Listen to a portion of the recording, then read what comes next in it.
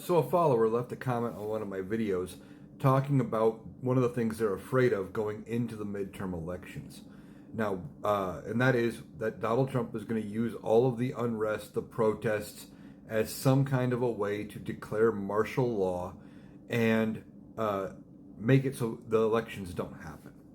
Well, first of all, what is martial law? Martial law is the transplanting of civilian control of the government with the military. There is no mechanism within the confines of the Constitution that we currently allow to do that. He can't just say, I'm declaring martial law, the military is in charge. It doesn't happen. And even Congress would take it as a bridge too far because they like their own power. There's no mechanism that would allow him to do that. Now, he may try, but he will fail like he does with everything else. Everything he's been trying to do, the courts tell him no or something. He doesn't get his way nearly as much as what he wants you to believe he will. Beyond that, this idea that we're not going to have elections in 26 in the midterms, again, not going to happen.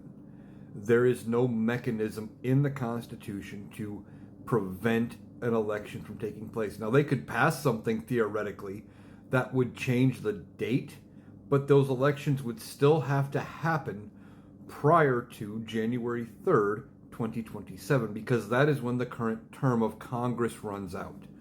We would have to have the vote completely done, finalized, all of that, in order to have the new Congress take over. And there's no mechanism to, carry on without Congress. Now, like I said, they could do something. They could try to change the date, maybe say it happens in December and try to ram everything through quickly. But I don't see anything happening there because we've expected Election Day to happen every 2 years on the first Tuesday after the first Monday in November every time. States are preparing for it. They've been gearing up for it since the last election. They already have things in motion.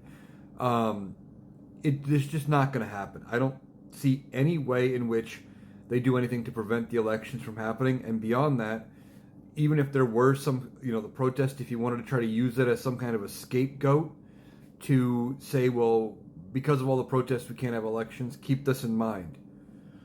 We held elections during the Civil War. Went off on time.